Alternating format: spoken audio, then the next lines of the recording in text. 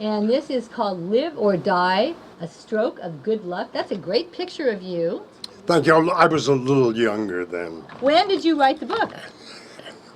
2000, it was first published in 2008. I was taken from the life I knew by a cerebral hemorrhage, a hemorrhagic stroke, and everybody threw up their hands, and I was dead, and they covered me, and the next morning the sheet moved, and I was alive. It was 1968. I said, I'm going upstairs and lie down, I have a terrible headache. Blood all over the place. I was dead, I had no brain, I had no body. I'd been down the long tunnel, but I never got to the light at the end. The next thing I know is I woke up. I could not talk for 6 months. Okay, right. I could not walk for a year. Right. I bounced off walls. Right. I realized that I had changed my lifestyle. I guess I was given the ultimate warning.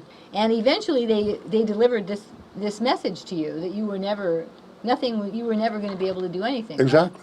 Right? Exactly. And how did that make you feel? I was completely bereft of reason, and I thought I'd end it all. Well, now you could hear and see. You just couldn't move your limbs. Is that right? I could not move my limbs. Okay. I could only make sounds. Okay, but you were eventually I could do. You were able to think, though. You're thinking. I could not express it. Okay, but you could think. Yes, Okay, it's so called your aphasia. brain actually wasn't damaged. The brain was destroyed. In those days, they didn't know what a stroke was. They didn't know how to handle it. There was no therapy. There was no knowledge of life beyond, and it took me, I guess, about 30, 35 years to rewire, reconnect, and redo my body.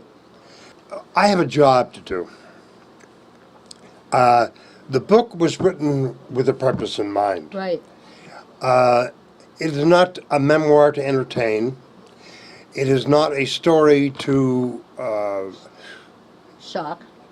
Not a shock, all right.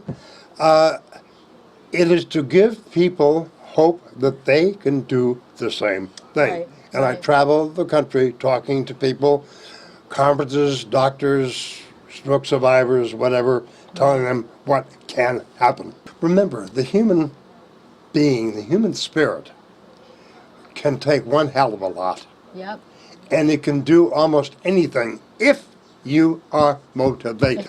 I'm happiest when I'm talking to a small group. I speak to groups of 10, 20, 5, 500. Back in the early 1900s, there was a gentleman, doctor, who said that you're born with so many brain cells, and once they were gone, they were dead, and you're dead.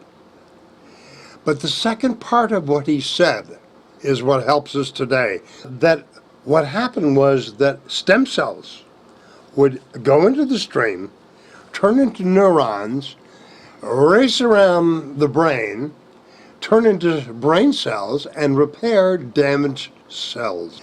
This is why people can live from a stroke. Let us understand that he was a very successful businessman in marketing and Advertising.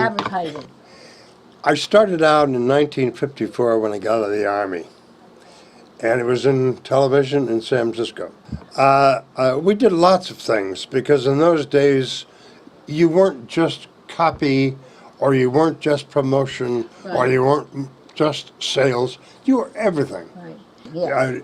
Have you ever watched Mad Men on TV? Have. Yes, I have. I was one. You were one. Okay. That's how I said I knew Louis. He was an Right. old friend. Knew Louis Armstrong. Well, I was not a musician. Yeah. You wouldn't want me to be a musician. I sang a bit, but I can't sing anymore. The vocal cords are all gone. So when you were in the advertising business, you were involved in some pretty important campaigns. 3 stand out. Woodsy the Owl. Give a hoot, don't pollute. Do you remember the smile on the airplane? And everybody was happy. You had to be at that hour of the morning. And that's why we put the smile on the airplane. How do you sell men's cotton underwear on television? It's called Fruit of the Loom. We were all in the bar, and we decided that Yeah. we just came up with a way To sell them. You know, one guy looked like a top banana, another guy looked like a pear. I looked like a grape soon to be stomped on. Anyhow, So you led that kind of a life. yes, I did. You know, lots of Of smoking, course. lots of drinking. So that set up the stage for what I had.